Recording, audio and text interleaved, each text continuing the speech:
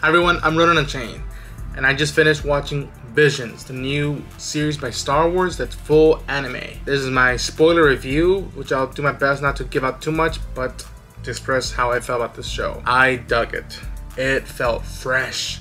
It felt unique. I feel like if I was a 4, 5, 6-year-old, I would love this anthology series, if you will. Each episode had something I really love and dug, but there were 5 that for some odd reason, whether it be the story, whether it be the animation style, whether it be the use of animation, just sticks to my brain and be like, I want to see more of that. My top 5 ones were The Twins, The Duel, The Ninth Jedi, The Village Bride, and Lope and Ocho. The Twins. That animation was so bonkers.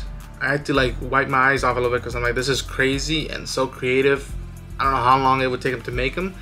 And the storyline about siblings, and it sort of reflects Leia and Luke a little bit, and if they would have gone down this path. And I dug that. I'm like, there's something here to maybe do a series about. I doubt they'll do that, but I dug that. The Duel, as I said in my reaction, it was full on Kurosawa. The fact that there was scratches in the animation to make it look like scratched old film, that was high mark to aim for.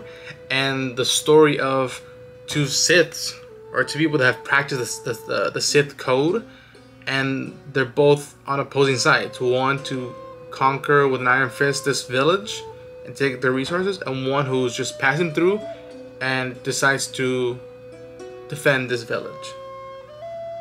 That is unique within the Sith circle, if you will.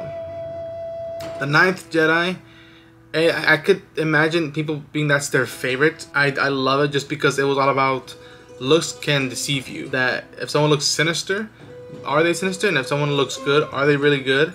And I dug that. And I dug about the girl whose father was the sabersmith, if you will, and how she wants to be a Jedi, and in the end takes the mantle up and says, I'm gonna do right by my father and what he was aiming for. The Village Bride was so connected with nature and the will, a little more to the Duel of like, you have the abilities, if you had the chance to help people, will you do it or will you mind your own business? And do you admire some people's decision to help their village even though it's effed up? That was so, in a way, moving, because I love it when Star Wars does the whole nature stuff with the Force. It's all that, you know, its energy is connected and surrounds us and binds us, the galaxy, together. When they do that, I'm in it full on. And Lope and Ocho is the unique one where it's a bunny or a rabbit, talking rabbit, and she is adopted by this family, and the inner conflict of how that family deals Imperial occupation on their own world. And I know there's this character named Jackson, which is very weird and bonkers, but I dig that just because the universe and galaxy is so big.